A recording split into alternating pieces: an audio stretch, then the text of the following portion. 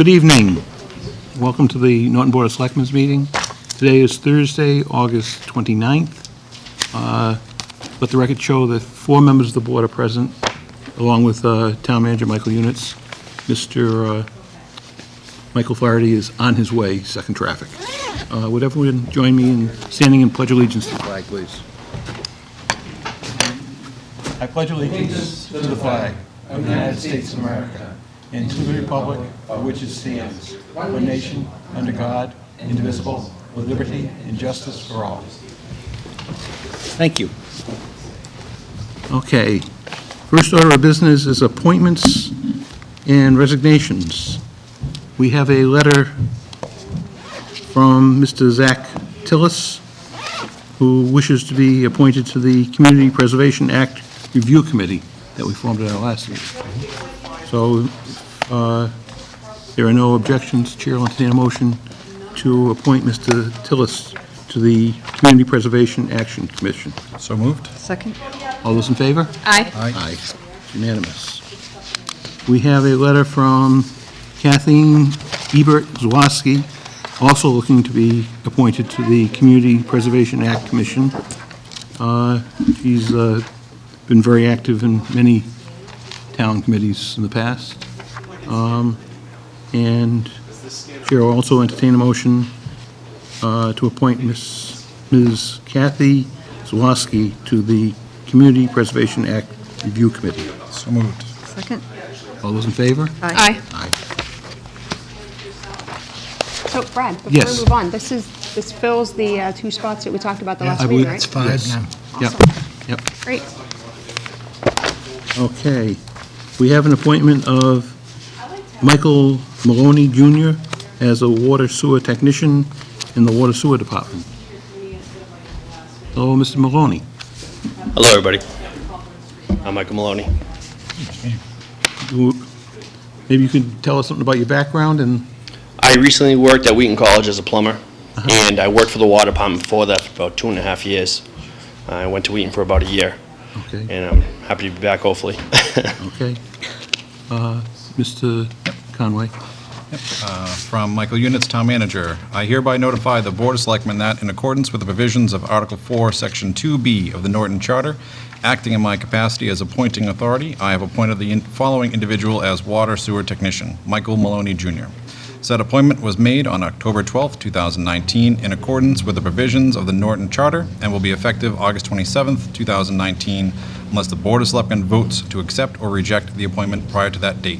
However, I specifically request that Mr. Maloney's appointment be made effective August 26, 2019, and contingent upon his successfully passing all required pre-employment screening. Does anyone have any questions of Mr. Maloney? If not, Chair will entertain a motion to approve the appointment of Mr. Maloney as the water sewer technician in the Water Sewer Department. I'm sorry, Mr. Yes. Chairman, I just want clarification that the appointment was made on August 12th, 2019. Jack, I think you just may have said October. Did I? Correct. All right. Just Okay. clarify August. for the record. Okay, I was going to let it slip by, but All right, August, October. I got pumpkin spice in my coffee. I'm just- you're right. I didn't We're already hear in it. fall. that being corrected, if there's no objection, I'll take a vote. All those in favor? Aye. Aye. There you go. Thank you. You're all set. Thank you very much. And we have one other appointment, and that's the appointment, the possible appointment of Mrs. Catherine Marie Hedden, or Heeden, to the Cultural Council. She has a letter of, rather impressive letter of interest with her resume along with it. So if no one has any objections, Chair will entertain a motion to appoint Ms. Catherine Eden to the Cultural Council. So moved. Second. All those in favor? Aye. Aye.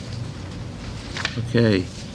I'm going to skip in our warrant to the first part of old business, the discussion with the town clerk and superintendent of schools regarding the change of polling places for elections, just because I'm sure Dr. Vyad has had a long day and he probably wants to get home.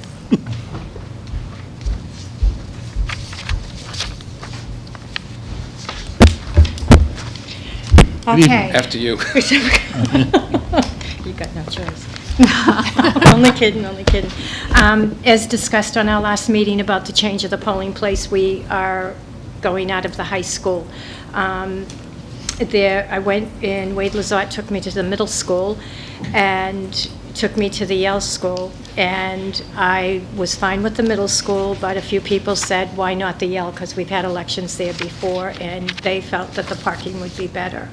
So I'm good. I said to Mike today, I'll pitch tents and hold elections. My concern are the residents and the parking, and that's my big concern, is not to get them mad, because it's going to be a busy, very busy year. And it's your turn. Yeah, listen, this is one of those situations where Lucia and I, this is professional, it's a great relationship. We appreciate her work and her flexibility with us, and we try to do the same. The school committee continues. I did take a consensus with them. They continue to push the middle school because it is the only external gym of the 5 schools. What we mean by that is, if you look back to the old drawings of the school, I've been told minutes and discussions about how it would potentially be used as a polling place, because it's the only gym where there's an exit and entrance on one side that can go to the public while the rest of the school is actually locked off. And it also has bathroom access, because the 2 locker rooms would be available. It is ADA compliant. There are 62 parking spots in the entranceway where the parents drop off kids now. I actually walked that myself today, so I could actually give you a number. And then there's another, take that back, 45 in the beginning, 37 in the back lot by the water treatment plant. And there's a total of 4 handicap total there between the 2. And then there's always the area right in front of that entranceway to the gym, where people could park their car. A couple of things that we could do to try to facilitate a better is that, A, there's no student drivers down there, which is one of our biggest concerns at the high school. They're all adult drivers. There's very few kids from the high school that go pick up middle school students that we know of. Doesn't mean that there isn't 1 or 2, but it's predominantly adult drivers. A couple of things that we could do is that school doesn't start until 8:30. So right off the bat, there's not this congestion that happens at the high school. Because if you know, we start at 7:40 in the morning at the high school, which means from 7:05 to 7:35, it's voters and staff and kids driving in and buses. So you won't have some of that going in and out of the middle school. We have a 2:57 release. I'm not sure how many voting takes place from 2 to 3 o'clock. I'm going to guess it's not as much as it is at 3, 4, and 5 o'clock maybe. One of the things we could do, I'd have to go back to the school committee, but is to actually release our driving students like 15 minutes early. So if we let our driving students, meaning the parents that are picking up kids, come out, leave 15 minutes early, then that would get that congestion of traffic out sooner, and then the buses would be after that. Basically, from 2:57 to 3:15, 3:20, you're done. It's about a 20-minute turnaround time of buses and traffic in and out of that building. The other part, as I was looking at the maps, that is a problem with the Yale, which I understand has a history of being a polling place, is that it is an internal building. I know that there's a lot of discussion. There are 12 classrooms being used out of 14 spaces in the first, second, and third floor of the Yale School. So that means kids have to have access to come over for art and gym and physical cafeteria and specials and counselors. They'd have to walk through the polling place, if you will, in front of it. And that's always the biggest concern. The biggest issue for me, because we could address that, the biggest issue for me is the parking lot in the front, is the drop-off for in the morning. The buses are in the back, parent drop-off is in the front. We have as many cars for the Yale School as we do the middle school in terms of drop-offs, probably, because what they do is, if you know the Yale's parking in front of going into the gym, there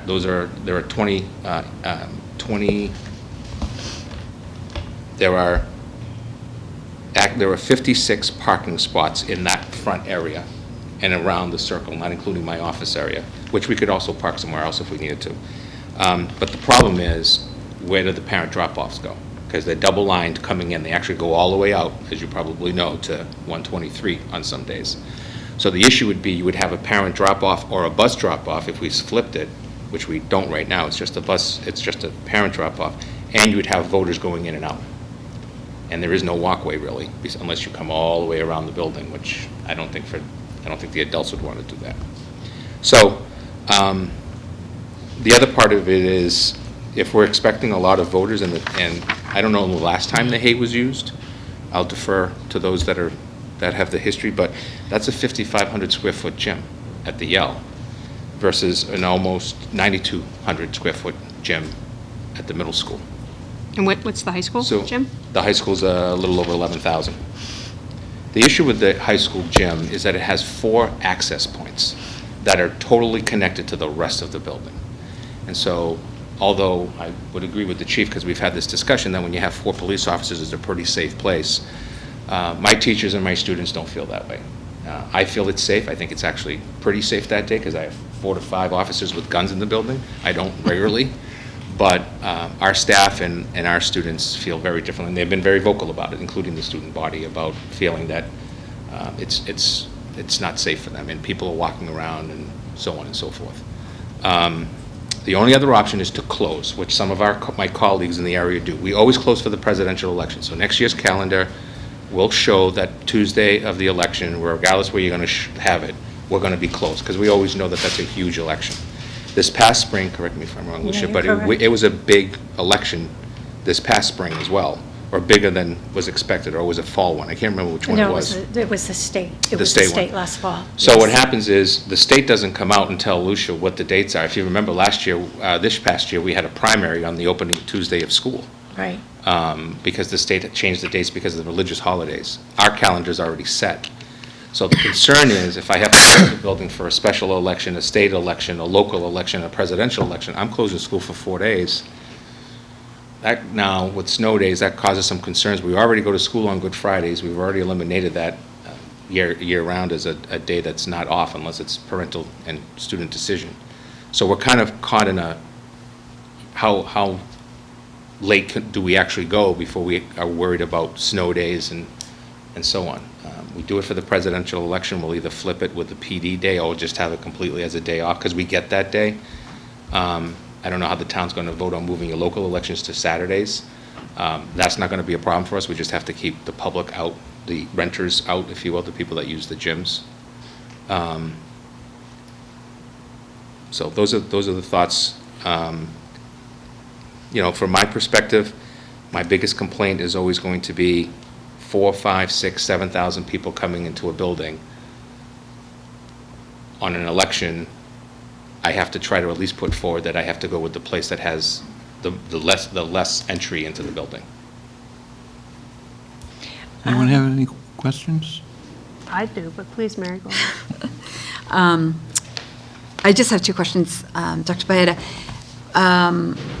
In regards to the high school, just because I feel like the middle school, on a big election day, the parking is going to be a little bit more of an issue. Maybe not on some of our local elections where we don't get a big turnout, but like this spring, we did have a big turnout, and of course, the state and federal ones. So for the high school, if we were to change the voting day to Saturday, we would eliminate the concern from the Yeah. students Yeah, and faculty, those are your right? local elections, right? Yep. Yeah. So that would take care of that, and then we're closed for the federal, so it would only be the So you're state that we'd going have to to worry have about? the presidential primary in the state. So the presidential in March is March 3rd. That's a presidential primary. And the state primary will be in September, but the state has not set a date for that as yet. And are we open, the presidential primary? The school's open? Yeah, it's a Okay. regular day for us. It's set as a regular day. We haven't closed on a primary before. Okay, At least in my time here, we haven't. We have closed for presidential elections, okay. the And then November election. my other question was, again, in regards to the high school, I understand the 4 entrances, exits, whatever. Is there any reason why they all have to be open? Because it's interior building, it's not a fire escape issue, is it? Well, it is, because it becomes an access for anybody who's in the gym. But it's really about, it's the idea that are we going to put 4 officers in the gym at a door? So there's one. 2, we can't close off that second floor access because that hallway is the nurse's office. It's my nurse's entry point. There's no secondary door to that room. I can't just move the nurse. So that means. You can do anything, I heard. Yeah, well, so they say. So that's the other concern, is that the kids always come down. We try to shift them the other way. And this has all to do with what's going on in America. It's that simple. It's just the changing fabric of what are we trying to do to cross T's and dot I's, and having people not have any access, or the most limited access, into a building, which the high school just doesn't give us. And I think that is different from 20 years ago, in terms of, when I was to school over 20 years ago. Not too many more years than that. We're going to, now with these parking spaces, I mean, normally I wouldn't, it's every 2 years, and it's the 4th year that's coming up, that this Right. this is the big problem. Yeah. Otherwise, every 2 years, you just have your town election and the state Right. in September, and then November, sorry about that. And, but those aren't, that's a few thousand people. Right. The other thing for us to consider going forward, as part of the 21 calendar, FY 21 and 22, because we usually set our calendars for 2 years now, is to take a look at the idea of going to an early release as a district on that day. So the only impact is the morning. Everybody gets released by noon, district-wide. We have PD day, so we'll have staff in the building, but we wouldn't have kids. So we only have to really worry, and I think if some people knew, at the middle school in particular, more so than anywhere else, I think your traffic flow would actually be better, because again, we don't have the same number of people coming in and out like we do with the high school. That's one, because we have a lot of kids who still take the bus. I mean, we run 15 buses at the middle school, because it also picks up the Yell, if you remember from the change 2 years ago. So one of the things for us to do for the calendar going forward, that we can easily take the recommendation from Lucia and the committee to the school committee, is to say, would we consider making sure that those are half-days, and try to plan the calendar around that. So now literally from noon time until 8 p.m., you don't have to worry about parent drop-off, pickup, buses, or anything else. You're done for the day. Isn't the big influx, though, in the morning? Like, I remember a 7 really big o'clock. rush in the morning, Yeah, and the- then the really big rush, like, could we do a delayed start and a? Yeah, so the delayed start has a couple of issues, and that is cost to the school department, because now I gotta run buses at different times. I still have to run a high school bus.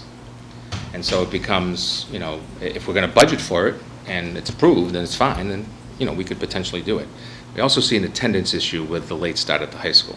One of the reasons why it went away 8 years ago, before I got here, was because of some of the attendance concerns, about 60% attendance and even less than that. But those are the options that we could consider, especially for big elections, or for elections where we could say, we didn't think it was going to be a big election, but it's become a big election. But you got to remember that anything in the morning, biggest concern at the high school was the 7 o'clock, because everybody's coming in, and there's people waiting for the polls to open, and the officers are coming in at that time, the staff's coming in at that time, the kids are coming in at that time, the administration's coming at that time, and the voters are trying to vote before anybody even gets there. And the poll workers are coming. So, Mr. Chief? Good evening. I've had this conversation with both the superintendent and Lucia. I'm good with the school. I think we have less traffic in the center of town if we go to the middle school. Parking's always probably a concern, but if we're talking about 7 o'clock being the high point of voters coming in, we don't have, it's not going to be first till 8 bus o'clock. first bus After won't 8 get there o'clock. till 8:15. I did suggest that maybe you could bring in the Norton Emergency Management personnel that do, they do the traffic for soccer in and around there, and they do a pretty good job. So that might be helpful, maneuvering people and getting people parking. But I do think, getting people, I kind of have a pet peeve with the high school now, because there's just so much traffic and congestion there, that if we filter it down, we won't have as much. I mean, the presidential is going to be it's going to be a lot of voters, but we won't have the congestion of the student driving, parents still picking up at the high Right. school, and the Buses. clog at the buses and the clog at And the staff's trying to get out, literally, they can Yeah. get backed up, and the staff can leave 15 minutes afterwards, and by the time on certain days, they're stuck on the line. So, And then it backs into the hay, don't forget, because the hay only gets out 35 minutes later. How many parking spaces now are at the high school? 388. How many do we utilize for elections? Like, students are still going to park there, Yeah, or so do we have you students, restrict we it? have staff. We've had to, at times, move the student parking lot down to my office area, Yeah. just to try to see if we could alleviate some of the traffic. This past year, one of the things we did the second time is we let the drivers go 15 minutes earlier. Yeah. I'm not sure it really worked, but, we got them out of there. The high school is all about the internal gym. It's the influx of 4 doors are now available, and the main door is now available to 2 hallways, one that goes up the stairs and one that goes in the other direction by the auditorium. I mean, I like Mary's idea about could we restrict a couple of them? I don't know code-wise, can you take 2 out of the picture so the nurses stays open and another one stays open? But I get the feeling of the kids and the perceptions and where we are, like with active shooter and everything else. Like, it's totally understandable, and certainly if there's a solution, but the issue is parking. I mean, 388 down to, you were at 70-something. So you're not going to have 388 at the high school available. No, I know. That's why I was wondering how much. Right. So let's say maybe 200 or 150, right? I don't think you have 150 spots, because by the time our staff is there and the students are there, by the time November comes around, or even a spring, more so a spring election, many of my juniors are now Yeah. starting to bring cars to school. How many teachers are at the middle school, teachers and staff? Only 7 spots out of the 42 in the front are used all day. What about the ones in the back? Because I'm wondering. There's space in the back. Could we free up, Who parks on the side? So the side where? The right, well, you're going into, you're So you got the facing, and rotary. you got over to the right. That's There's only that's a bus drop-off and pickup only. The parking, when I went with Wade, there were a lot of So cars. so the side of the building to the back of the building is where most of our staff, 95% of our staff, literally, it's 6 to 7 parking spots on the left-hand side when you first come in. There's nobody at the wastewater treatment plant at so how all. many spots are used during the day? Like 30-ish? In that, For the entire area? between those 2 lots? Yeah, for the school. 6, 7? Only 7 teachers Nobody, drive? nobody parks in the wastewater treatment plant all day. No, but I'm asking, out of total spaces that you have, how many are used by staff? The entire backside of the building to the right side of the building as you're looking at it is where most of the staff parks. Okay, but I just don't know the numbers, Dr. Bayette. Is I it don't know the 40-ish? numbers. It's going to be more than 40 cars. Okay. I'm going to guess 50 to 60 cars So are can- parked in the back and the side as you're looking at the building to the back Yeah. side and the right towards the fields. The wastewater treatment in the front of the building have a total of about 6 regularly. Okay. 2 of them is the principal, and I think about 3 or 4 in and out speech pathologists and social workers. So can I ask, like, just, again, for consideration, could we, on those election days, could we ask them to park at the high school and arrange some sort of transportation to get them back Yeah, and we forth? could So definitely. free up spaces? Well, we could do that, and we have another thought. Another thought is that where the basketball courts are, next to the tennis courts. Yep. That is a gated area. We could potentially move a good number of our staff into that parking lot, because they're going to sit there all day. Yeah, I was Right. going to ask, too, do we have opportunities around that grassy area to, like, do Yeah, temporary parking? People and- park there all the time. I mean, for pickup I mean, and like, drop-off. no, like, actually put people in, like, make it spaces. Yeah, we could. I mean, the issue would be just how rainy and muddy and everything else. Yeah. You know, that's the issue. The other issue is we could definitely do the back of the building and move, like I said, a bunch of cars, open up another 30 slots easily and just move those folks. The other thing we could do is potentially, where I park for school committee meetings, which is on the other side of where the buses stop, it runs towards the conservation land. That still gives enough space for cars, for the buses to do the turn, to come into their area. That's another option that we could move. And we could absolutely try to come up with, we can't really put people in the rotary because it's so tight for What about fire the Campbell department. House area? But we could also move to the Campbell House for the day. We could move staff down there, and that would now alleviate almost the entire backside of the building, just by moving those cars for the day. You also have the issue of, there's going to be, because they're big elections, you're going to have probably 30 to 40 poll workers. There's a lot to do with early voting ballots and all that, and you need a lot additional staff, so they're going to be taking up quite a few parking spaces unless there's some way they can park somewhere and we can shuttle them, they can be Talk shuttled. about- You could ask St. Mary's if they. Yeah. I was St. thinking of Mary's. St. Mary's too. That's going to be my question. shuttle Yeah. people over. We're going to have to, I think, ask them to shuttle people over? Well, no, use their parking space. Use their We could parking use a space? bus. I We could thought use it, a I, bus. I thought of that. I thought of that, but I think she's probably We- going to charge us. We could also take a look at having our student drop-off be in front of St. Mary's, and with an officer there anyways, allowing the kids to cross over and walk over into the building. What if it's a rainy day? And you know what? Bring an umbrella. I used to go up the, the old story, Right. go up Walk in the in the snows. mile in I was so the cold. We had no shoes. That's how cold we were. Yeah. No, I think there's a game that we could make, I think we can make a good game plan, as you said, using DEP or, well, not DEP, I'm dealing with FEMA, DEP, yeah. the other one, Emergency. I'll bring you up to that, Norton Emergency Management, forgive me, and come up with something. St. Mary's is going to be a toss-up because if they have a funeral, they're not going to be able to put it off, Right. per se. Gosh. Yeah, but Say that. even in the back, if you're transporting people, if you go behind the center, which is away from the church, there's got to be If- 50 if- Well, you spots have back Yeah, there. that we whole can- one-way street too, right? Like during the Halloween parade, everybody parks on that section. If the poll workers went into their grassy area, and there's about, let's say, 30 cars, whatever the it is, back? in there, in the back. Okay. They'd be done. They'd be out of the way. That's good. They won't have Then we people can take, constantly. we could You know potentially it's take the gonna Campbell pour and House rain that for our day. staff, and we could probably easily just make some makeshift parking down there, and probably get a good number of the staff out of the back for that. And then we could take the rest of the staff and just put them along the fence on the right side as you're looking at the school. That will open up all your parking in the back. The only issue that comes up is we have the vans that pick up with special education students in the back, but again, that's once in the morning, once in the evening, and the kids just walk straight into the building. So the only access for the voters is they're going to, rain or shine, have to walk around to the other side of the building. And don't forget, the number of cars after the parents are gone that can utilize the grass area coming all the way out to the stop sign, I mean, that's full every day.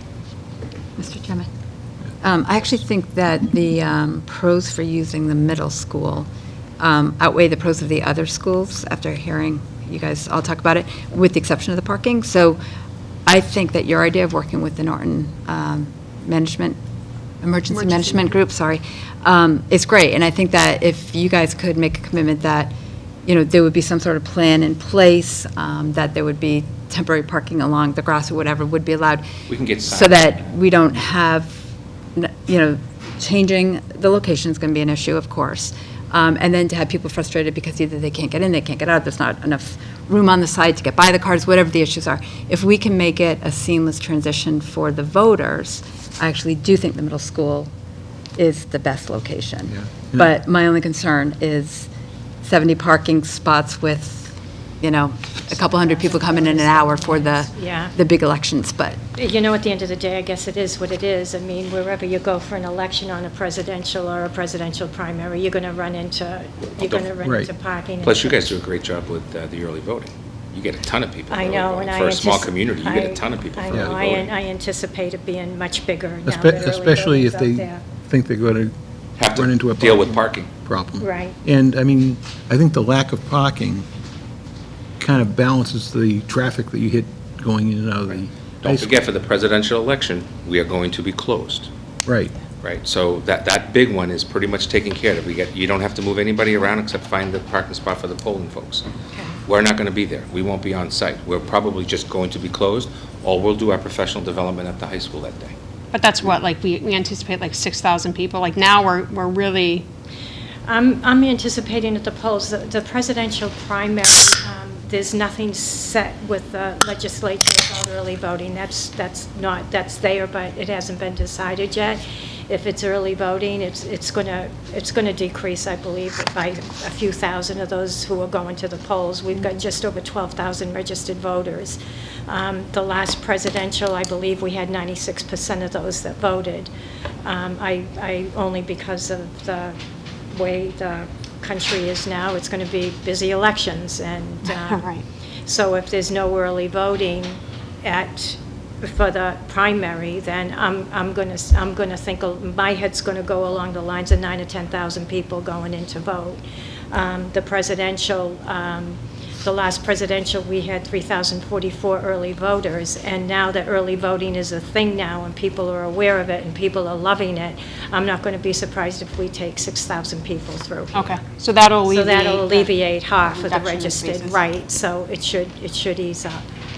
Are there any other concerns with going to the middle school, like from? I have no perspective? concerns at all. And they're kind enough, they're gonna hold all my equipment over there. Why are you Yes, laughing? yes, I'm not laughing.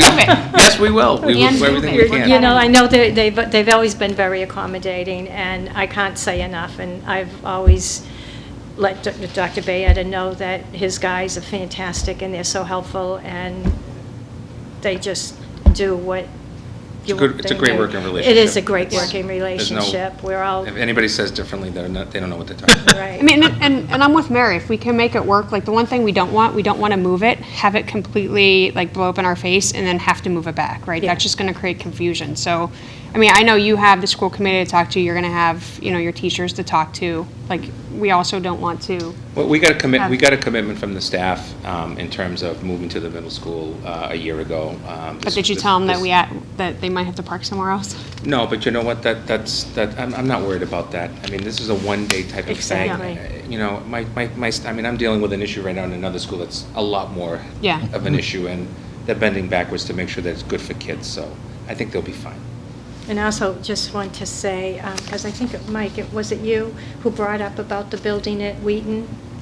Wheaton would be more than happy to accommodate, but they said that the parking's going to be an issue because Yeah. they park there. and Right.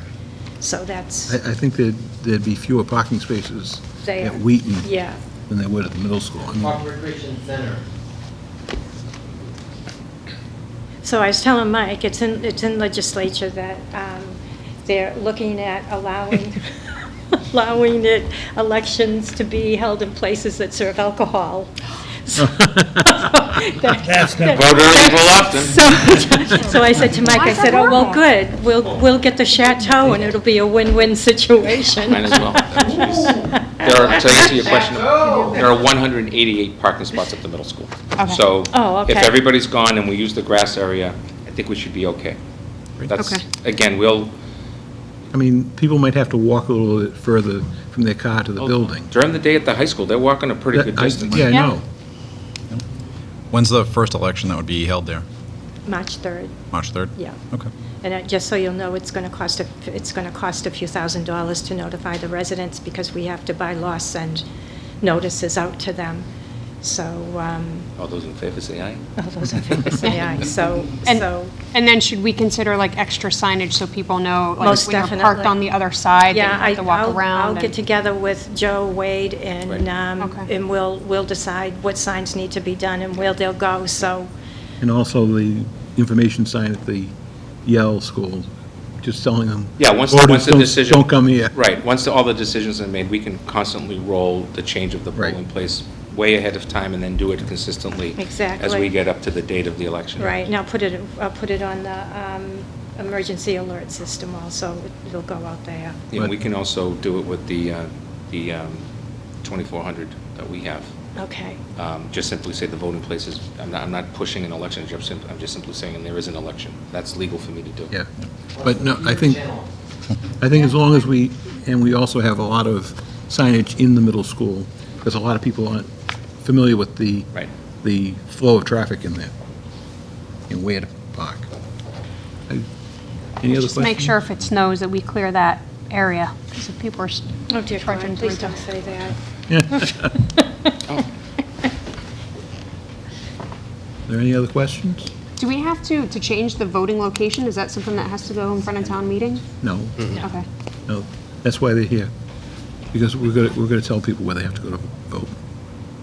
No, it's our decision to make, and, I mean, I think with all the considerations they've put into it, I think we can make it work.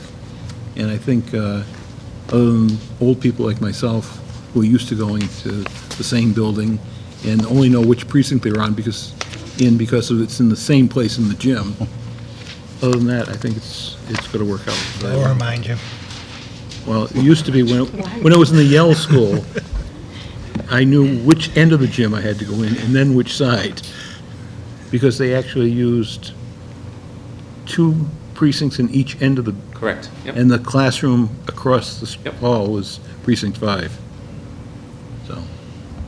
So if no one has any objection, Chair will entertain a motion to approve the moving of the polling place for elections to the Norton Middle School.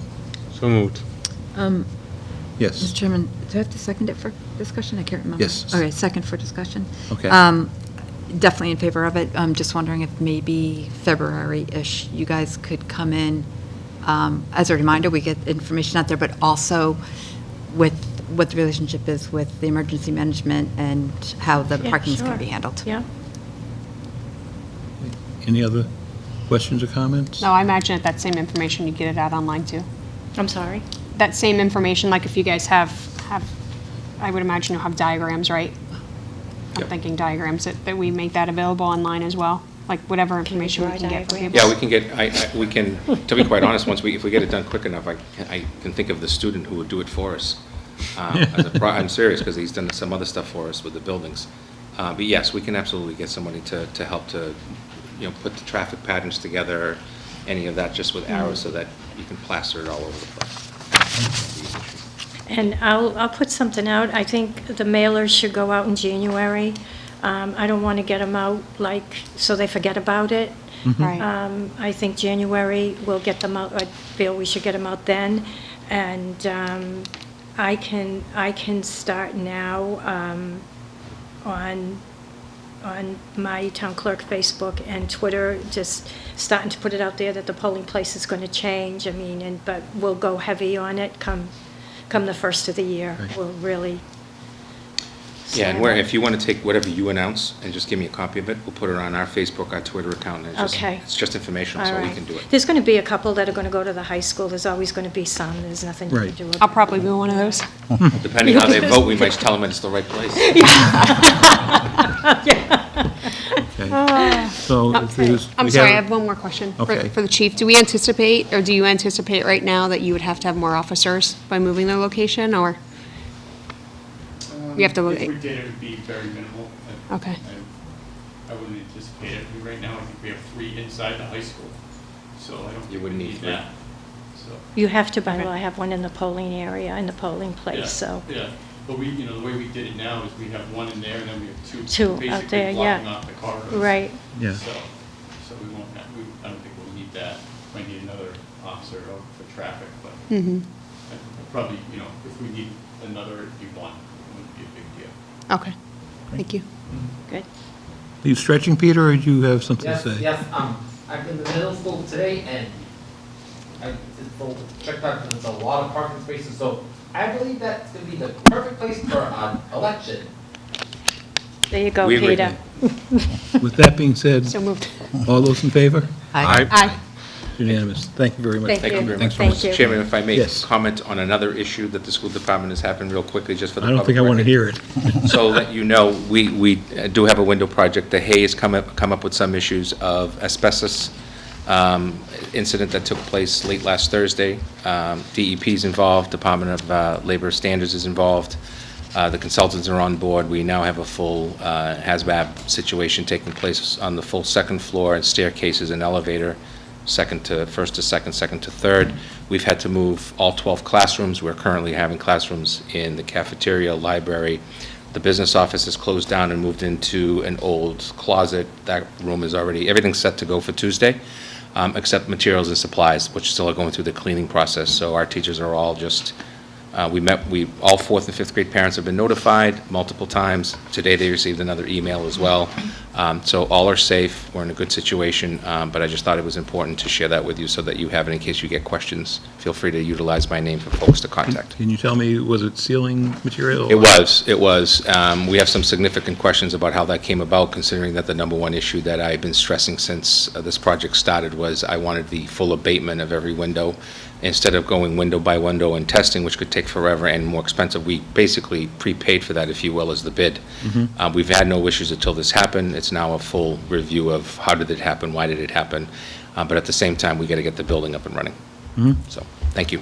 Okay. Thanks, Doc. Thank you very much. Is there any recourse to go after the contractor for insurance? Those will be discussions for later, but we're not there yet. What we've decided to do out of my office is I got to get I need those 12 classrooms and also all my therapists who work on the part of the third floor so that we can provide the services we can provide. Right now, we're going to be walking out of all conference rooms and closets and everything that we can find to make it safe, appropriate teaching and learning, and some fun. So it's definitely going to be a different curveball of a start at the Yale School. What's the time frame? They're saying right now 2 to 3 weeks. I'm going to guess, let's hope that works that way. DEP's been fantastic. Department of Labor Standards has been fantastic.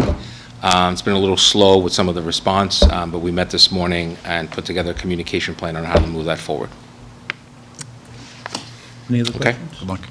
Thanks so much. Very much. Appreciate your time. Thank you. Thank you, guys. Okay. Now we'll go back to licenses and permits. We have an application from Elias De Silva of the New England Rodeo LLC for a one-day beer and wine license for a private event at 185 North Washington Street on September 22nd, 2019, from 12 p.m. to 8 p.m. I see that it's been signed off. And anyone has any questions? If not, Chair will entertain a motion to approve the request for a beer and wine license for Eliza De Silva, New England Rodeo LLC, for a one-day beer and wine license for a private event at 185 North Washington Street on September 22nd, 2019, from 12 p.m. to 8 p.m. So moved. Second? Okay, roll call vote. Ms. Deli? Yes. Ms. Steele? Yes. Mr. Conway? Yes. Ms. Flaherty? Yes. I also vote yes. We have I'm sorry, Mr. Chairman? Yes. I just have, out of curiosity, a question on this. Like, normally when we have these one-day liquor license, it's like at the Everett Leonard where it's a family party. Yeah. I don't often see that the liquors can be sold at the family parties, and in this case it is, and it's also 500 people. It's, What are the obligations to making sure that, minors aren't being served, that, is there is it held to the same standard as a establishment, I guess would be my question. They have to have Least. 2 detail officers on site. But Yeah, the establishments have to like tip certified servers and, When I signed off on it, I asked them to contact Lieutenant Jackson to discuss the details of what they were looking to do. oh, I thought that was, I should put my glasses on. I thought that was regarding the detail officers, like, that would just have to be there. I didn't realize it was. for Yeah. that. Okay, so So we'll outline exactly what they're going to be required to do and who's going to be serving. We have had discussions with the rodeo as recent as a month ago about operations up there, so we are in contact with them. okay. Yeah, my question is just, this is more of a business, whereas Right. most of our one-day liquor licenses are family Private. parties. So I just, out of my own curiosity, wanted to know how that would be handled. Thank you. I guess this is most closely to like the one-day beer and wines for the TPC. Yeah, true, yeah. Okay. We have another application for a one-day beer and wine, all alcohol license from Victoria Nye Brown for use for a private event at the Everett Leonard Park on September 15th, 2019, from 12 p.m. to 5 p.m. So unless anyone has any questions or objections, Chair will entertain a motion to approve the application of Victoria Nye Brown for a one-day all-alcohol license for a private event at the Everett Leonard Park on September 15th, 2019, from 12 p.m. to 5 p.m. So moved. Second? Ms. Deli? Yes. Ms. Steele? Yes. Mr. Conway? Yes. Ms. Flaherty? Yes. I also vote yes. Okay. Announcements. Mr. Conway, please. There is a free event at the Capron Park Zoo on September 28th, 2019, the third annual walkabout event featuring face painting, raffle tickets, and some wellness booths.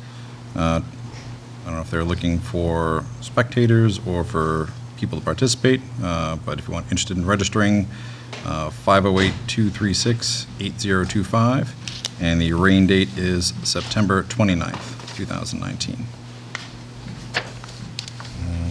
There is also an open house and family fun walk at the Edith Reed Conservation Land, 79 North Worcester Street, September 28th, 2019 as well, 11 a.m., rain or shine. Join us for a fun day at Edith Reed Conservation Land. We will have an open house and guided family nature walk, approximately 1 mile.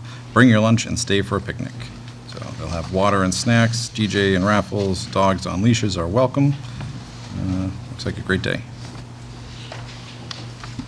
Anyone who hasn't seen the paths or trails out there, I used to walk them when I could actually walk, and it's amazing. I don't know if the trails still extend as far as they used to, but you used to be able to walk from North Worcester Street to Oak Street and all the way up behind North Worcester Street to Walker Street.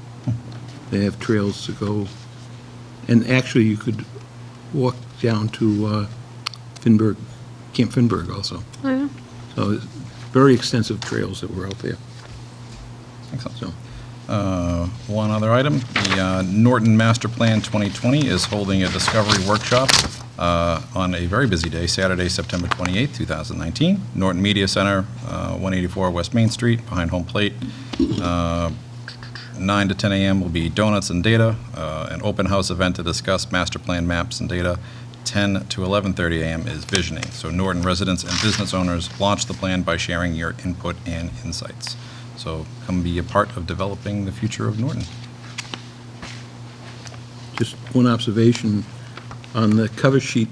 It's a beautiful picture of the common, isn't it? It's sad to think that we might be redirecting Route 140 over that now, but no, it's amazing how, yes, Mr. Minutes. I didn't want to interrupt you. Just, they are advertising on social media, they post cards, and they encourage everyone that knows about this to tell their friends, because they do want as much input as they can from businesses and residents to attend. And I like the fact that they said the first segment is donuts and data, so if you get there early enough, you can get a donut, and it'll be a good kickoff. Excellent. Mr. Flaherty has handed me one more item. The Master Sergeant Trent Memorial Annual Yard Sale, Saturday, September 28th, 9 to 2 p.m., 215 West Main Street, in front of the Norton Middle School. Donate goods or rent your own spot for just $20. Donate goods to be sold by the Norton Gold Star Committee to support the Master Sergeant Trent Memorial Fund, or rent a table to sell crafts, clean out that garage, basement, etc. All proceeds will benefit the Master Sergeant Trent Memorial Scholarship Fund and the Master Sergeant Trent Memorial Fund. For more information, contact Norton Gold Star Committee at nortongsc@gmail.com. Anything else? I don't see anything else. Okay. Ms. Flaherty? All set, Mr. Chairman. Ms. Steele? That's Mr. Chairman. Ms. Deli? No, nothing, thank you. How's that? I'm all set. Okay. Okay, we'll move on to new business, and while we're on the Master Sergeant Trent Memorial Annual Yard Sale, we have our first order of new business is to vote to allow the Gold Star Committee to hold the yard sale at the site of the former Campbell House. Mr. Kimball reached out to us in a letter asking for that permission. They always used to have it on the front lawn of the Yale School, but there's a conflict of something going on at the Yale School that day, so they're unable to use the Yale School. So it is a busy time of the year.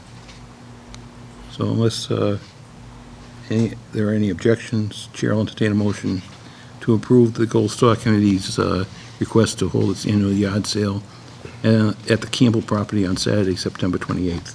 So moved. Second? All those in favor? Aye. It's unanimous. It's at like 6 events on September 28th. No. Busy Hey. day. Does everybody know? I mean, I don't, somebody might want to schedule. You can have a donut, give some input, then walk it off. yeah, It's like And a then pub buy crawl. something to eat. You have some popcorn at the yard sale on the way back. so it will be a very busy day. Maybe if you stop at all these places and have something to eat, you're going to have to go to Camp Edith Reed to walk it off. Yeah. Okay. Next under new business, a discussion and a vote to authorize the town manager to sign the solar purchase agreement with NextGrid Patriots LLC. I expected someone from NextGrid to be here tonight to refresh, because I'm not sure if Jack and Renee, were you here when they came the last time? We were not. So I can ask them to come the 5th, and Okay, so And we'll why don't we wait. table this until the 5th? this is the solar facility that's being built on Plain Street, and two items, one for us to receive credits, buying energy from there, and also they want to put in a low-income solar program for the town. So they'll come and explain that to you on the 5th. He was here. I Yeah, remember it was that the first- discussion. Our first meeting. You know what, maybe, I think, Mike, we did go through this because, let me look. I remember there was like, they had a spelling error of their own company in here, but I remember the low-income discussion. Yep. And something else. Yeah, they offered a one-time lump sum of $370K versus the 20-year payment plan. And now that you're talking about it, it seemed to me that I remember Mr. Conway asking for clarification, I think, on the low-income. I think it'd be a good idea to have him here in Yeah. case, Mhm. because, It's all coming back It's to been a us. while. but yeah, it's not- coming back, but I think we all need a refresher on it, and it's kind of an important project. So we'll table that. Is that our, we have a meeting next week now, right? Correct, September 5th. Okay, and that's what we're That'll- looking to do? Yeah, that'll get us back onto our schedule, so we're Yeah. up against the school committee, I guess. Okay. Hey, if we can keep it under 2.5 hours, I'm all for it. Discussion and a vote to add 2 additional alternate or permanent members to the Recreation Commission. Yeah, Sharon Rice sent in a letter. She'd like to add 2 alternate positions to the committee. They've got a lot of activities they're working on, and she really said she could use the extra help, people that want to be involved. So she wanted to have them as alternates so they don't have the quorum issue if they don't have enough people. If the committee gets too large and you don't have enough people show up, that's why it was reduced previously, because it was always a quorum issue and they couldn't have meetings. Now, the alternates don't count, 'cause- Right. They just fill So- in if someone doesn't show up.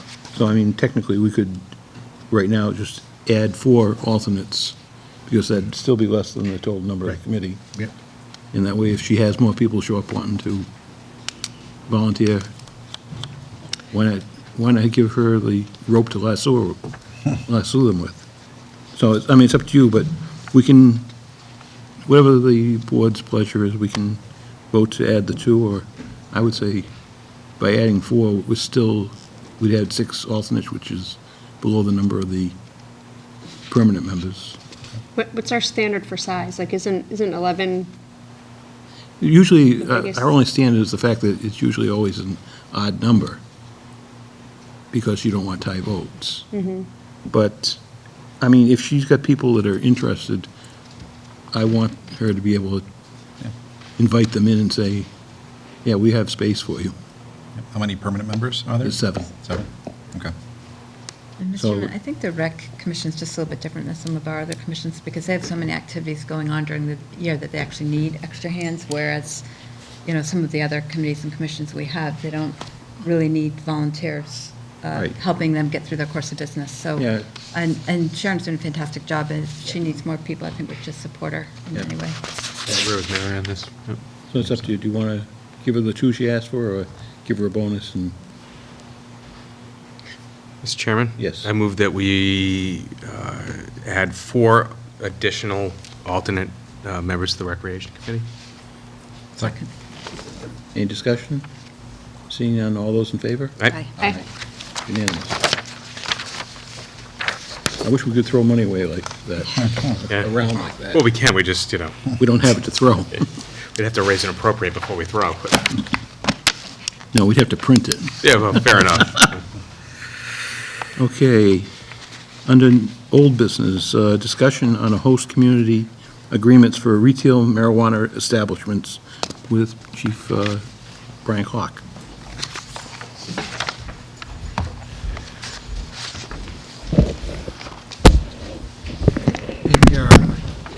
packet you should have, Brian's recommended additions to the agreement are in red. And, I'm sorry, Mike, this is the one that you wrote?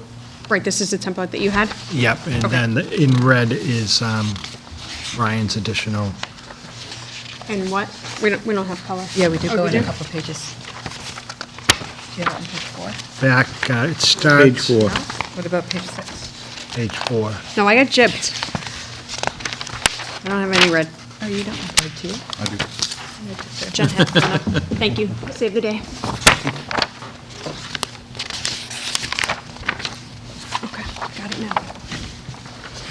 now. So Mike had just sent this off to me, I think at the same time he sent it to you for comment. Most of this is really just cookie cutter Massachusetts police language for host agreements regarding marijuana facilities.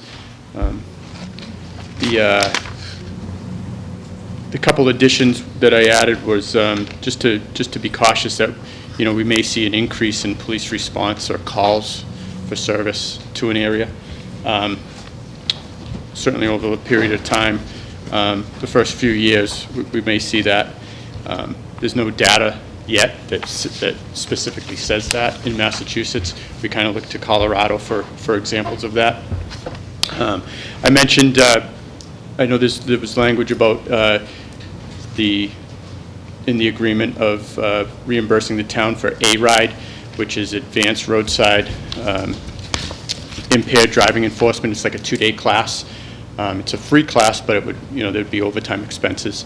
And I mentioned also adding a DRE to that, a drug recognition expert. That is substantial in the fact that it's about 132 hours of training. It's above an A-RIDE training. It wouldn't be something that would train the whole department in. It would probably be 1 or 2 officers. Where A-RIDE, we could probably, you know, train a good amount of officers because it's only 2 days. So, you know, the other things are just, you know, valid proof of age, having a scanner or technology at the location, appropriate signage, making sure that they're forwarding any type of incident reports to us, that we have access to transfer video if we need it for an ongoing investigation, and an alarm system that complies with our bylaw, and we're notified of who their third party is. So that is kind of like the cookie cutter language from the police aspect. I was telling the town manager earlier, I did reach out to the Leicester chief. Leicester was one of the first locations. I think it was the first location in Massachusetts. They really haven't experienced a bunch of problems yet. Leicester's a different community than Norton.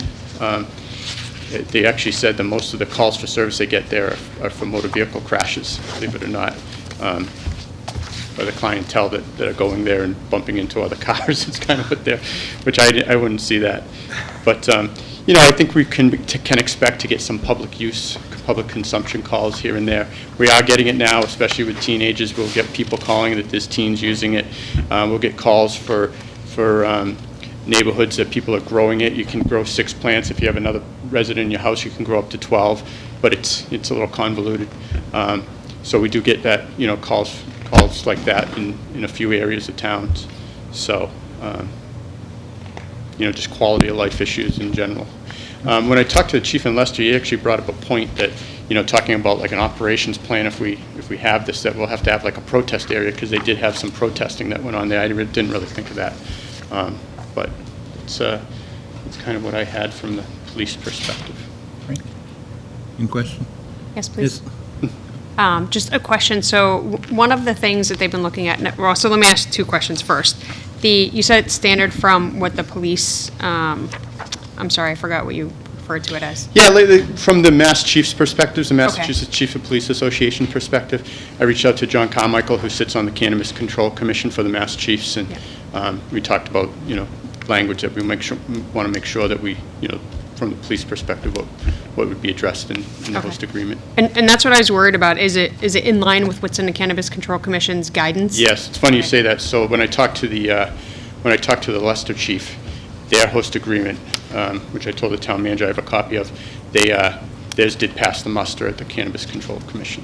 Okay, because I know right now a lot of focus, and I think there was actually an article released today about people trying to, you know, kind of create their own little host community agreement in excess of what really, like extortion, I think was the article name, right? Like they're trying to put more information in there or try to get more things from companies, and I just want to make sure that we're in line with whatever the CCC I is can out. tell you that, you know, the DRE thing, that's probably one of those things you're talking about. It's a little bit north of what would be in an agreement. But I think it's something that, from our perspective, if we train one officer in that, it would be beneficial to the community. Yeah, because it's not just on marijuana, right? It's on any sort of Right. substance. Right. The one thing I would ask in this is can we, and I don't know if this is appropriate, so I would just say, can we put in here what we would anticipate the potential cost being? Because I think we'd want to look at that overall to make sure that we're not asking, you know, like exceeding really what we should ask for in a I can put that agreement. together. Okay. Just so we have an idea, I think that would be helpful. And I mean, folks in this industry, they may already know because you know, those folks that I've talked to, they're more informed on these things than I've been, you know, with the numerous documentation that I've read, but I think that would be helpful. And you went through this kind of fast. You talked about a government-issued photographic identification containing, this is just driver's license or some sort of, okay. So for a establishment, like a liquor establishment, you know, there's the Massachusetts license, there's a passport, there's a military ID. Those are IDs that are valid Okay. for an establishment. So it's really just taking what we've identified from an alcohol perspective and I mean, apply there's that nothing here. that says that a Rhode Island license couldn't be used, but then you know, the ABCC in particular regarding alcohol, these are specific for Massachusetts. I'm not sure if I'd have to look to see if there's a requirement on exactly in Massachusetts what IDs would be necessary. Okay. I think that would be good. Mr. Flaherty? Well, while I agree with Ms. Deli about the being cognizant of the costs, I'd be careful about putting into the body of the contract because that could vacillate, and contracts usually get thrown out there, and unless there's something significant of change in the language, it doesn't get changed. So if the costs would fluctuate and we were... Could we do it as an addendum? I Or would... to list out, An exhibit outside the body of the contract? Yep. Yeah, What about that? absolutely, yep, definitely. just something to inform them of what it might be? Agreed, but we'd have to make sure we update that probably more frequent than the language of the contract. Yes, yeah. It really wouldn't be part of the contract as much as, If it was an attachment or addendum, it would be. that's why Yeah. I think it should be more information given them, you know, as an estimate of what your costs would be. Similar to the EDC I document, was right, thinking yeah. that same thing. Yep. Yeah. Sorry. Only because then you're not bound by it. Right. Correct. The minute you put a number in, you're locked into it, and then you have to go start from square one. And their You open- attorneys. Yeah, you open a Pandora's box. Right. Can of worms. Mr. Chairman, I actually think that it's a reasonable request. Really, I imagine the cost is going to come in at a level that these companies are going to be able to pay because, I mean, to be honest, this is pretty new to a lot of towns, and we're not really fully aware of what the long-term effects are going to be. And if, you know, when we look at companies, traditional companies coming in, we're looking for them to be part of the community and how they're going to give back. And I think asking a company in this case to enhance our public safety abilities is fair enough with this type of business. Yeah. We're not asking them to give us money to buy something fancy for the town. We're asking them to help us keep our citizens safe in a business that we anticipate there's going to be some situations where our citizens are not safe. Otherwise, there wouldn't be an increase in calls to your department. And I think that's one thing too, Mike, when I was looking through this, did we address that portion of like the community in the host community agreement? Because I've seen that in some others that just talk about, like, to her point, right, that we'd have conversations or negotiations on improving or supporting, you know, life safety programs within the town or education or, you know, whatever it might be, you know, outdoor awareness or substance abuse awareness maybe. We did talk about adding some sort of education piece into the schools. Is that what you're referring to when we had this conversation before? Where we said maybe these businesses would be willing to put some money into schools so that we could do, you know, drug education at, the 4th and 5th grade level, or whatever, get the kids when they're young. Did we not discuss that? Section B, Item 1, annual community benefits payments. Where are you, what page, Jack? Page Oh, right 3, here, yeah. Section B, Item 1, Yeah, perfect. including but not limited to school substance abuse and counseling Yep. services. And also in D, on page 4, annual charitable nonprofit contributions. Okay, so it's just not all in one, it's, I don't remember reading the charitable thing. My only other concern with, we're not asking liquor stores or establishments that sell cigarettes to do the same. And while I know that this is new and emerging, and I think at some point we could be opening ourselves to future liabilities as a result of asking them to do more than what any other licensed establishment in the city, or in the town would be required to do. So just something to think about as we're putting this on a go-forward basis. So I think that that's actually addressed in the CCC information on host community agreements. I'll verify and Yep. come back to I mean, everybody. As long as we run it by the town council, Yeah, agreed. I just With want to make that- sure that someone else is looking at it but us, besides us, yeah. I think that's where this draft originally came from. And I think we actually talked about that with smoking and drinking. There's a lot of advertisements, right, on TV. There's been a lot of public education over the years, like since we were young when. No, Right. agreed, but not paid for by the establishments in this town. No, but but it is- there's an education already set up out there, whereas with this new business, we Yeah, don't have it. So if we can tweak it legally, I say we go for it. But it's in order for them to get a license, they have to comply with these. So one of the objectives says, a company agrees to work collaboratively with the municipality and provide staff to participate in a reasonable number of municipality-sponsored education programs on public health, drug abuse prevention. So they've done it as part of the Cannabis Control Commission. So if they apply for a license, because they'll look at the HCA beforehand. Agreed, just makes me Good nervous. point. No, yeah, That's a it's. good point. it's- And that's why I think that we just have to make sure, and Mike, I know we didn't discuss it last time, like, did we have town council look at the template against the CCC's documentation on the host community agreement? Yeah, this template, for the most part, was town council's, Okay, but we will, whatever you decide as far as Brian's comments, anything, everything's just draft, we can get it off to them to review. Yeah, I don't see any issue with what you've added in, it all makes sense. And why not ask for that drug recognition expert training? Of course, becomes a negotiation point, if nothing else. I mean, just the ID, it's amazing that it wasn't in there Right. to start with. Yeah, everything else seems pretty straightforward, common sense, Yeah. and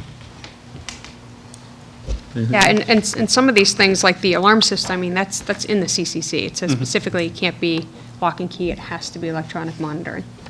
So- There will have to be, we will have to have a liaison to a facility to make sure that they're complying with the CMRs regarding security, safety and security. But I don't think that's a huge deal. Okay. There was something as well in here about they have to employ a police detail if deemed necessary by the town. Right, I think that, I don't know if that was in the guidance from the Cannabis Control Commission, but if we can, Brad, can we take this away and just look at in its entirety before we send it back to council? I would say that we would take it under advisement would be the best. Yeah. Just, I mean, that way you can actually read it through and digest it. I know I'm not going to be able to read this and understand it. Just on that point, just remember that and Leicester's that was the first facility that opened, so everybody's, running to it. Right. But traffic was a nightmare for a few days there. So we would need to make sure that, wherever this went, I know it's in an industrial base now, but, it could change in the future, that we want to make sure that there's a traffic plan, so. So Renee, you might know this, or perhaps you do, Chief Clark. There's an establishment that's going in near one of the sites that I work out of, and they are requiring appointments to be made, so like 15-minute increments to help with that traffic flow. I don't know where that's negotiated into, whether it's the host community agreement, if that's part of the Cannabis Commission, or something else that the planning board applied in there. Or did the applicant themselves do It it? could have been that.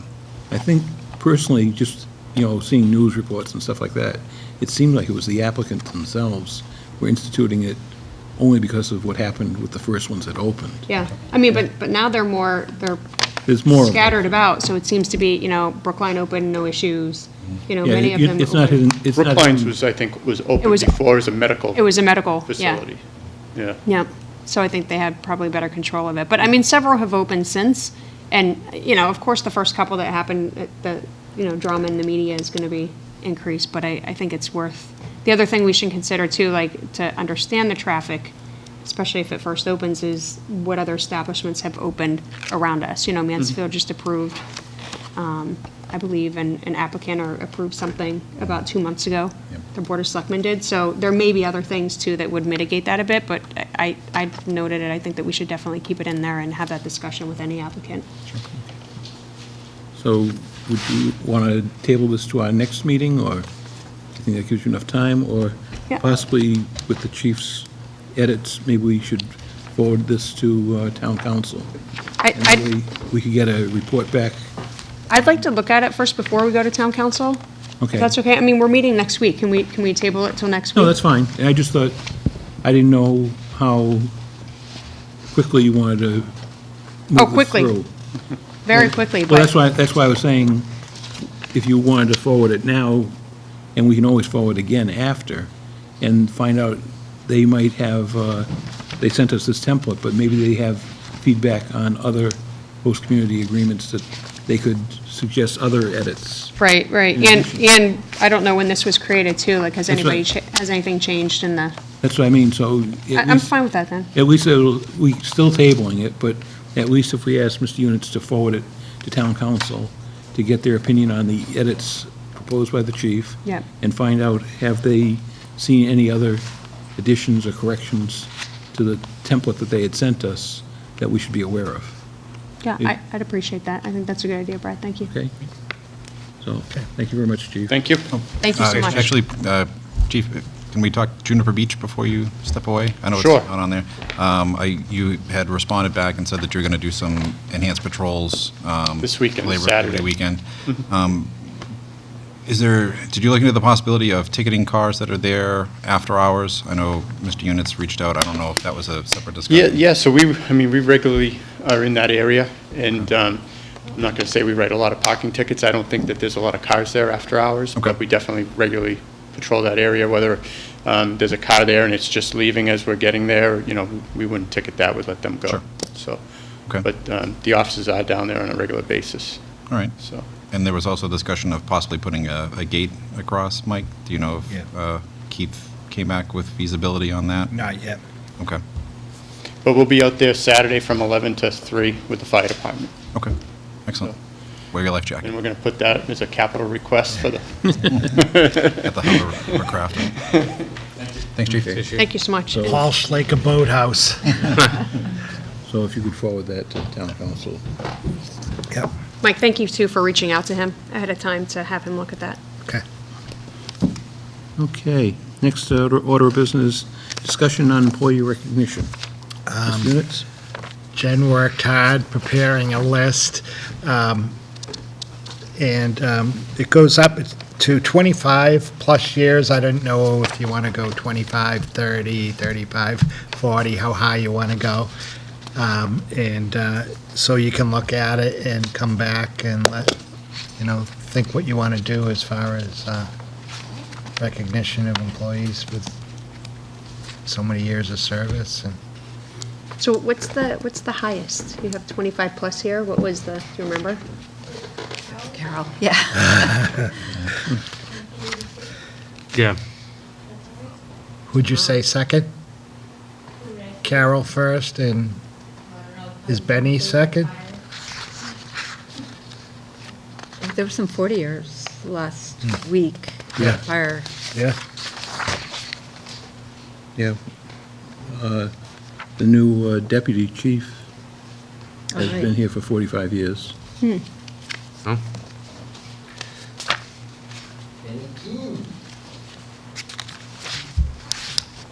What are the, 76. 1936. That's when I was born. Jim, what are the asterisks in here? Isn't that just because if it was close to like the next anniversary? Oh, okay. So that would kind of move it. Thank you. You want to get a look at the list, Jen?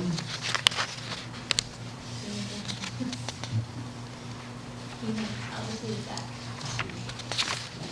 So, do you want to just take it under advisement, read it, and see if you want any further information, or do you have an idea on what you want to do now, or? I mean, we talked about, right, initially, I think we started at the 25-year mark, and then we asked to go back to the 10-year. I think it's still a good idea. I mean, you guys tell me, I think, you know, recognition of a decade of service to the town is important.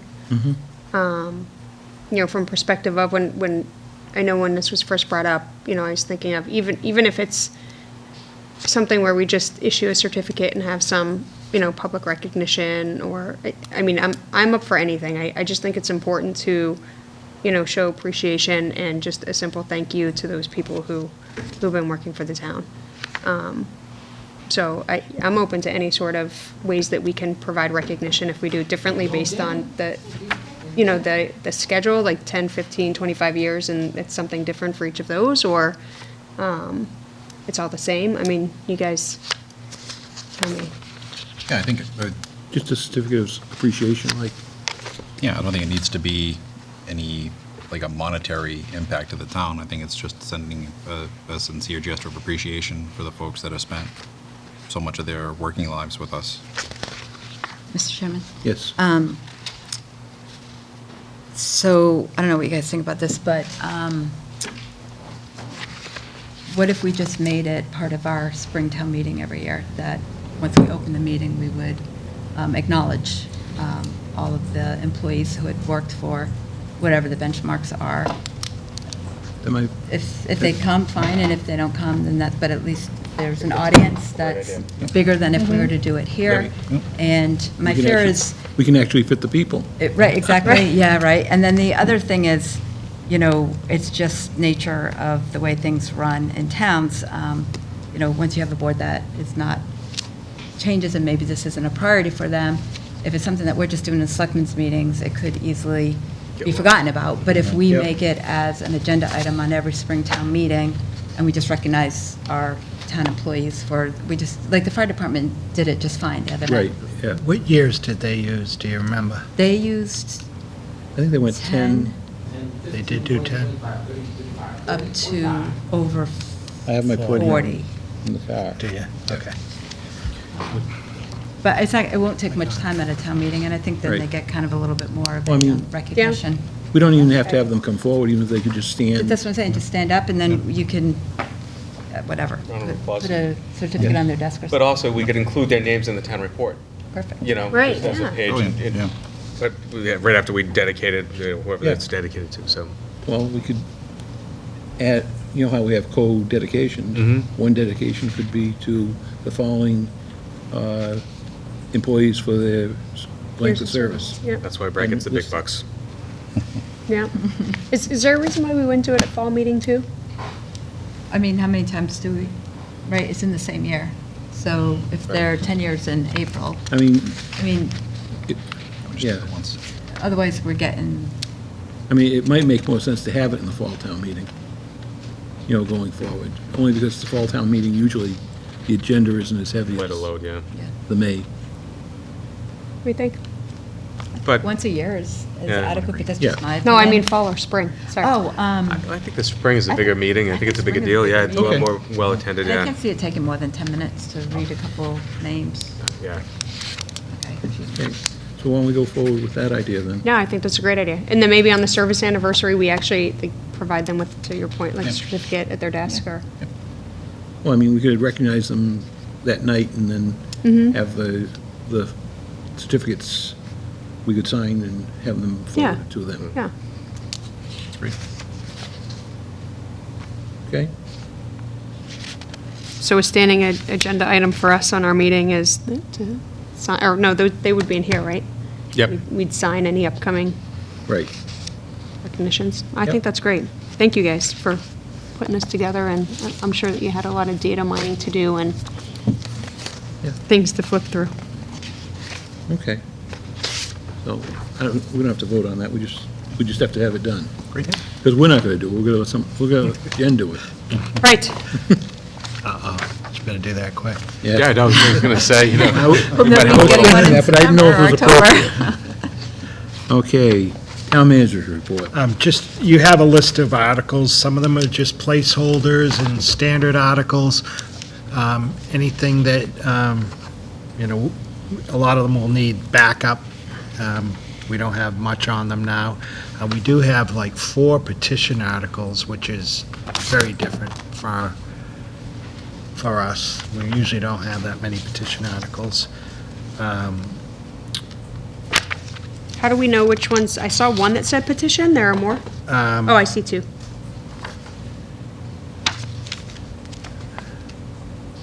2, 3, 4, yeah. Articles 22, 23, 24, and 26. All petition articles. Ms. Junits, which one am I interested in? Which article? I hope all 28 of them. 25. Most especially Oh, at 28. 25? Yeah. Okay. Why are you interested in 25? Got to do with chickens. Exactly, exactly. Really? Yeah. No, that's not- Okay, good. Okay, Which one am I interested in? So can we kind of go down, just like ask you what these are? Because Yeah. some of them I don't understand the, Yeah, Article 1, unpaid bills, just, we know we have at least one that we didn't take because we didn't have that meeting last week. It's bills from a previous fiscal year, so they have to be approved at town meeting. oh, because we didn't pay for them within the fiscal year. Right, we didn't Okay. receive them.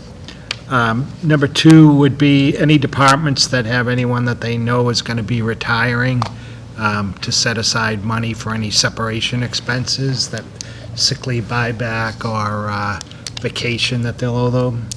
And then 3 is just any operating budget supplements for all town departments. 4 and 5, 4 is water, if they need any amendments to their water operating budget. 5, if they need any amendments to their sewer operating budget.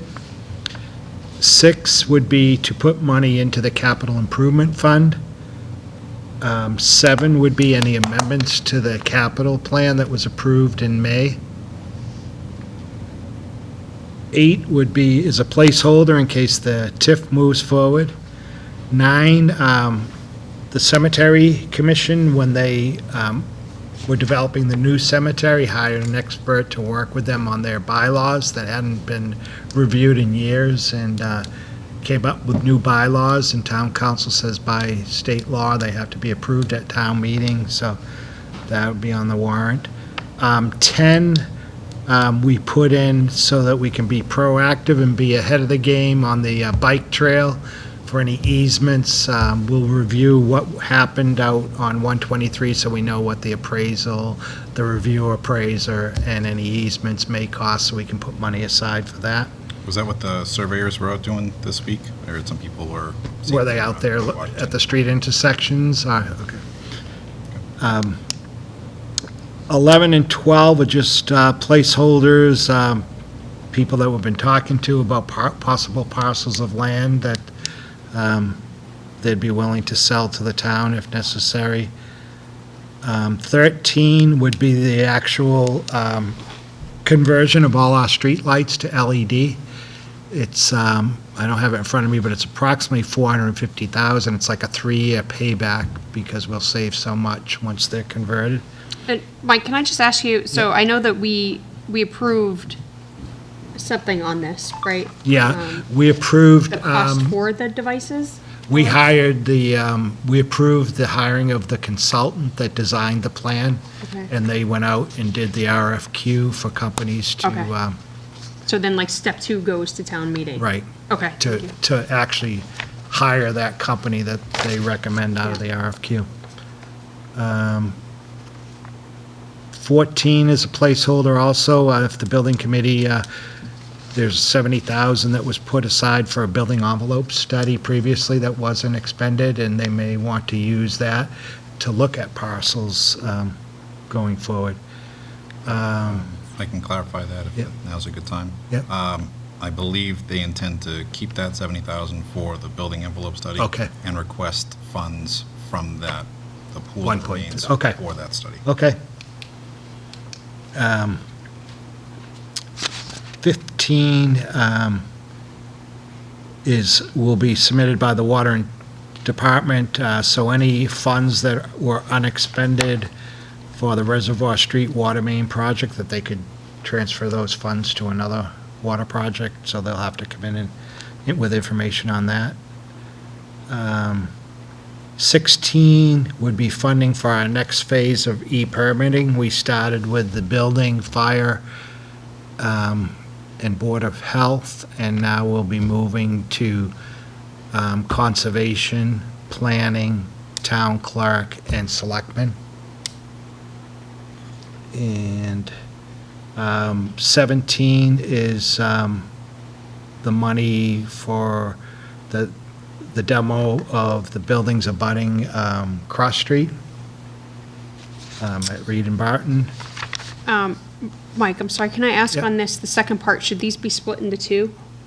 Where are you looking? The same one, so the second line, and for the engineering and licensed site professional and environmental engineering costs, should they be separate articles? You don't have to You answer. could, yeah, he could do it, we could, but it would be too late now. So, yeah, because the warrant's the closed. warrant closed. So what's the, what are the parameters around that warrants closing and opening? Is that a state, is In that a the- state mandate? In the town charter, you open the warrant and it has to close so many days before town meeting. And then the list gets printed, and then when we have all the information, we go to the finance committee and start reviewing the articles. And so it never gets reopened to have adjustments or additions or removal? Well, the removals just don't get moved. You can make an amendment on town meeting floor. Okay. Well, not a new, Yeah, but you can- not for a new article. No, not for a new article. No, you're right. No, but like When- for like, I'm gonna just use this as an example, right? Somebody can make an amendment to split these two, or no? I don't know. Okay. That would be a question that town Bill, council would yeah. have. Yeah, I actually sent her an email earlier because I just wanted to understand the whole process on, you know, the timing and how that happens, you know? I don't know if I've received an email back. I just don't know much in this space, so I was trying to understand more. Yeah, no, if you recall when we set the fall town meeting, I'm not sure if you were at that, I assume you were at that meeting, but Mike, Yes. whenever we set a town meeting of any kind, Mike will give us a list of dates. He gives us the date that the warrant will open, the date the warrant closes, and, you know, it's all dictated by town charter. And so, I mean, we're following the rules. Okay, yeah, that's what I was trying to understand, like, what are Yeah. those dates, and are they something that we Yeah. impose versus something that's imposed upon us? Yeah, no, it's imposed on us.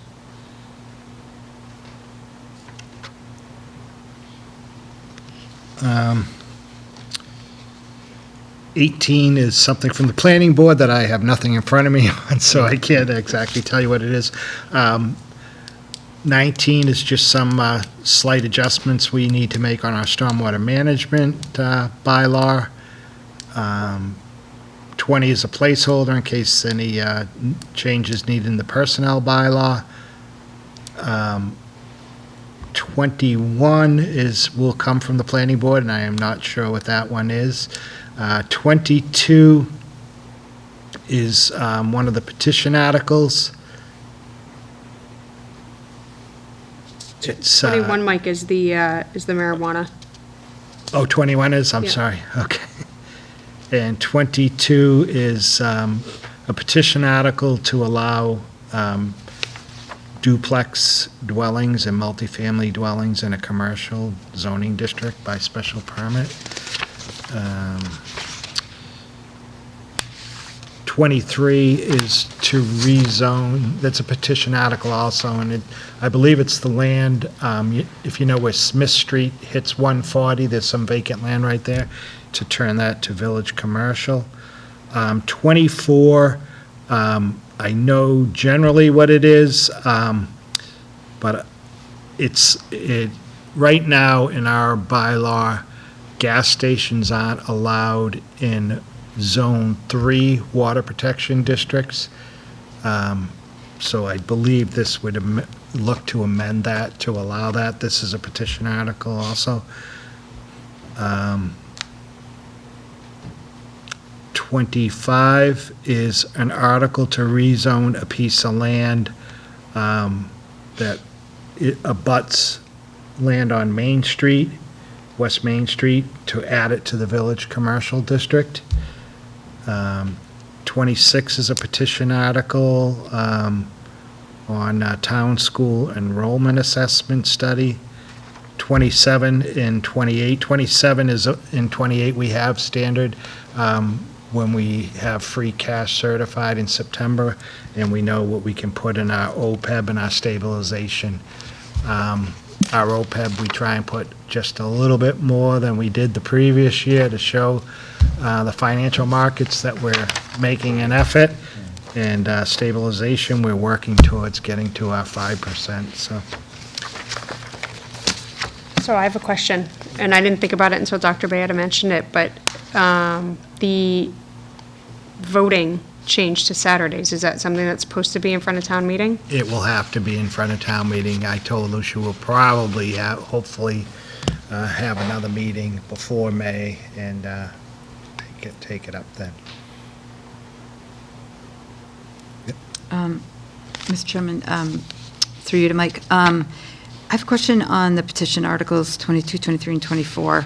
It appears that those are articles that are being put forward by developers or landowners, and not through the normal planning board Correct. zoning, right? So will we have somebody from planning and zoning and conservation, in the case of number 24, to give us pros and cons on this? Yeah, It just seems like it's kind of, They have to hold public hearings oh, okay. on all these zoning articles. They'll have to hold public hearings, they'll advertise, hold public hearings, they'll have to post the properties, and then they'll come back to you with a report. The petitioners will have to hold the public hearings. The planning board will have to hold the public Oh, hearing. okay. Yep, and then they'll come back to you with a report. Okay. So we'll be educated on these articles prior to town meeting? Okay. Is there any requirement to notify abutters if it's specifically targeted areas? If it's a specifically targeted area like that Smith Street one and the property on West Main Street, abutters will be notified. Okay. And the proponents will pay for that. Okay. Mr. Chairman? Yes. Mike, do we anticipate a special within the town meeting? I'm just speculating whether the TIF moves forward or it's going to be later or not. But yeah, there will be a in this, In I'm this town sorry, meeting, yeah. In the fall. we will, yeah. Okay. So we could address the, Split. Yeah. split what? that. Saturday vote. Okay, yeah, so I was just playing in my mind, too, that if we did it before May, we still wouldn't have enough time to, Right. based on the date, we wouldn't have enough time to actually move anything in 2020, right, for the town, for the spring voting, if we waited that long. right, we couldn't wait. Right. Right. The other thing, too, I'm just looking at my notes from the last meeting, and I feel like I just got really loud into the microphone. I talked about, and asked about the change for the Board of Selectmen and the Industrial Development Commission. Is that included in one of these articles? That's not. I thought that was something that the charter was going to, That, under my understanding, is a charter change would be reviewed by a charter committee. Not the, in the past, it's always been a charter review committee that makes changes to the charter, not Board of Selectmen or...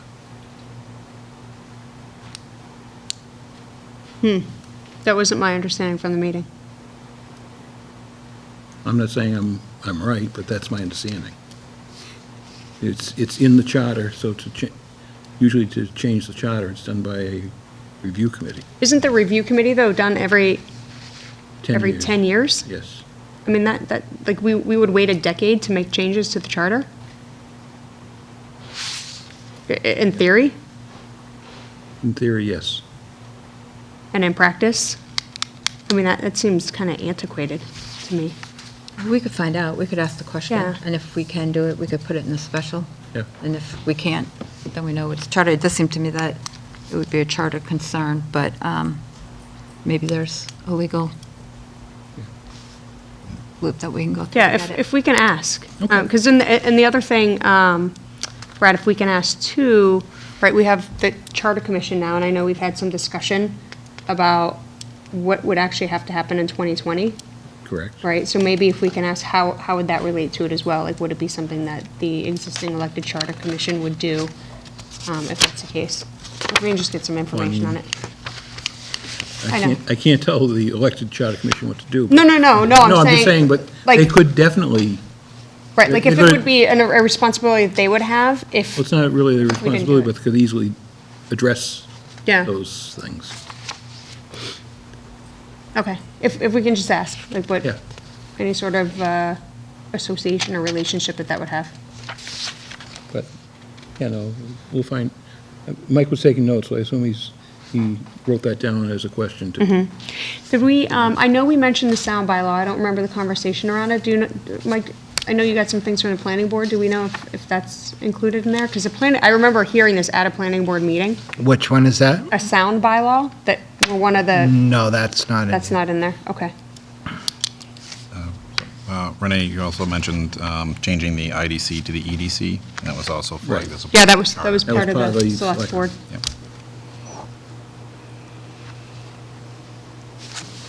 I think that was, like I said, I'm just looking at my, my notes from last time. Thanks, Jack. I mean, I don't think we'd be violating any laws if, in common practice, we just started calling it the select board. And we would have a special in October, because this is for this Right. fiscal year. Right. So it would have to be Right. later. So we don't have a special town meeting attached to this one? Is that what you said? Not attached to it, no, but Mike was indicating that we may need to have, Yeah, depending between on... now and May. Depending on how the TIF, if it accelerates fast enough so that it can be addressed at this meeting. But if not, it might require a special town meeting between... And then if it does, then we would get these We could other put these things other things that into were it. overlooked? Okay. Right. The other item that was discussed was putting the water sewer commissions Oh, good. as appointed versus elected. So I know that's not on, but if we can add that to possibly the next special or future discussion. I did have that. I don't remember a discussion on it, though. I know we had lengthy discussion about the difficulties, but I'm all for revisiting that. Yeah. I mean,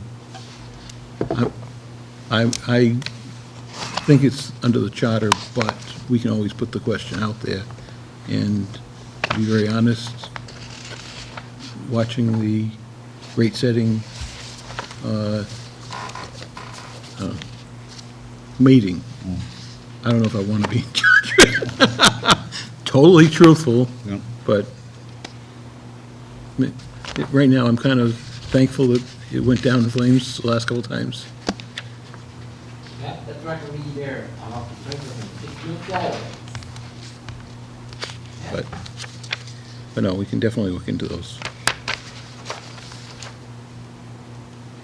Anything else? Nope. Anyone else have any other questions regarding the warrant for the October town meeting? Okay. We'll move on to Selectmen's report and mail. Flaherty, you have anything? Nothing. I just want to wish the kids going back to school good luck and a successful school year this year. Stanley? I have a few things. A young girl on Fletcher Way reached out to me to let me know that her street sign has fallen off, and she gets bothered by it every time that her parents turn down it, and would very much like to see it replaced. So I don't know if we can reach out to Keith and see if he can. Fletcher get that on. Way? Yep. Okay. I remember seeing it was bent, and now it's gone. I don't know if somebody hit it with a large truck. It's kind of on top of a stop sign, so it'd be a very tall truck. Let's see. I've been copied on some emails from a citizen about the town common handicap spot.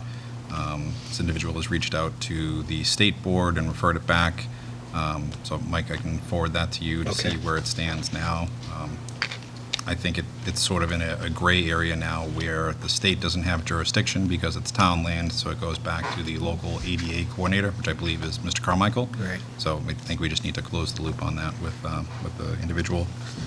And lastly, the 123, 140 light timing has come up quite a bit. And having been caught in the middle of that twice in the past 3 days, I can understand. So I don't know if there's any chance to stagger those lights or if they are now fixed because the loops were cut.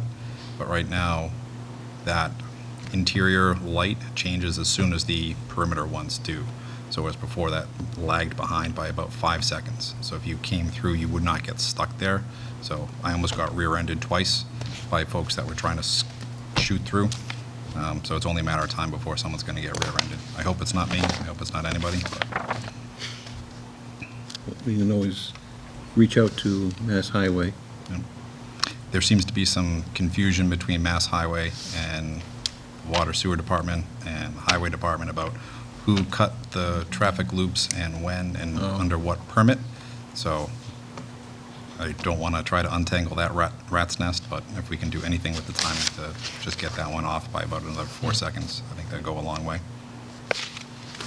And that's it for me. Okay. Ms. Steele? Ms. Deli? No, I'm all set, thank you. Okay. The only thing I wanted to mention, I came up with an idea, and I mentioned to Mr. Units, I just want to mention it to the board, was I was thinking that it might be an idea for us to reach out and get maybe an appraisal on our property on Mansfield Avenue to see if what we could get by selling it, because it is commercial property with sewerage. And I thought we might sell it with the idea of looking into buying a piece of the property that Mr. Silver owns down across from, was it Reservoir Liquor? No, Norton Liquors. Norton Liquor, right on the So reservoir. I've heard. Yeah, you said that pretty But- quickly. Yeah. But his property was assessed by the state as being a good place for a ramp. I know there's 18 acres there, and we wouldn't want to buy the whole thing, but we could always look into whether he'd be willing to subdivide. And it would almost be like swapping the property that we own that's commercial with sewerage, but shallow water, for a better site that we could ask the state to put the boat launching ramp in, which would also, I assume, help the problem at Juniper Beach. Sure.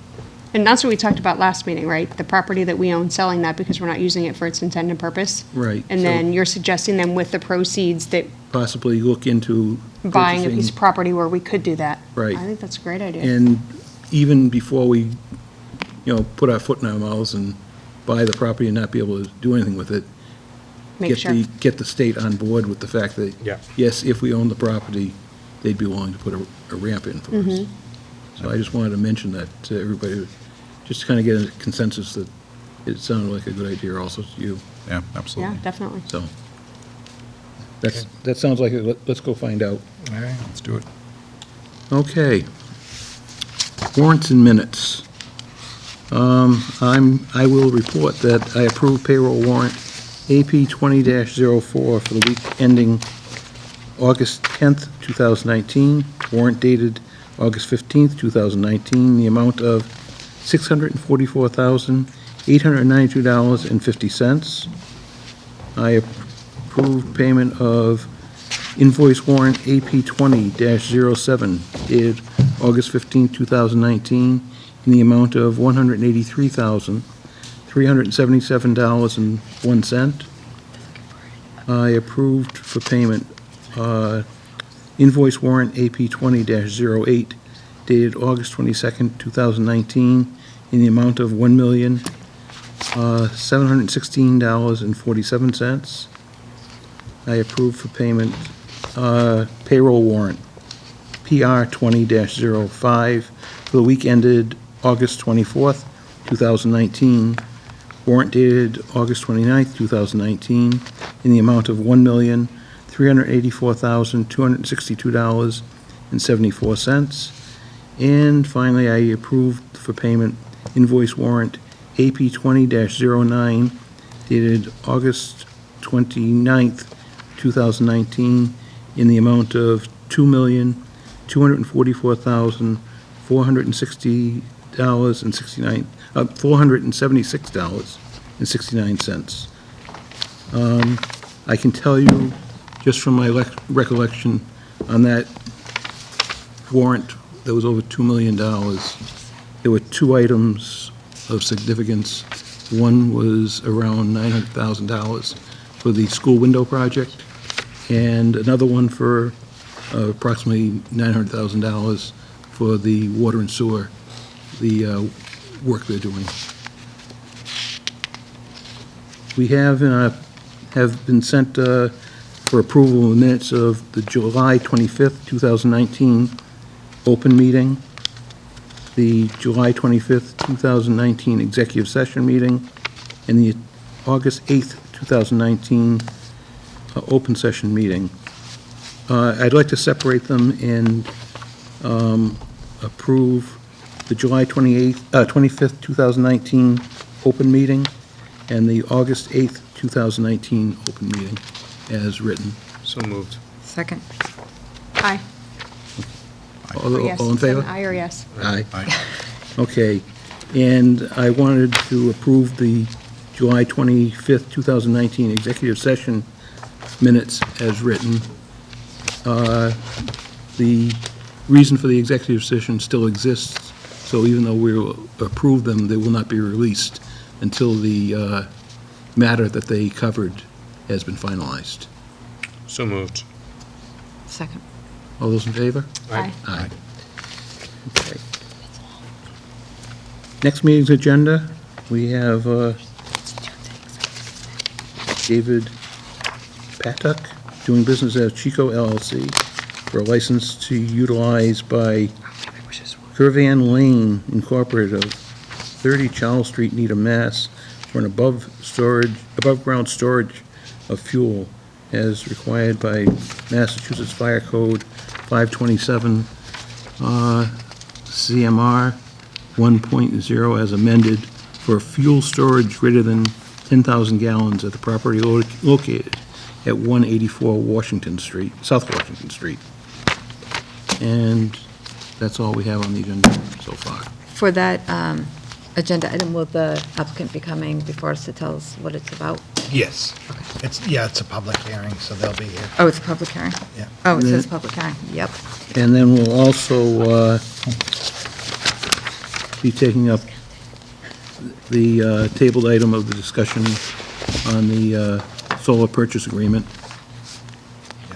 And hopefully we'll have answers on the host community agreements for the retail marijuana establishments, or at least some feedback from town council.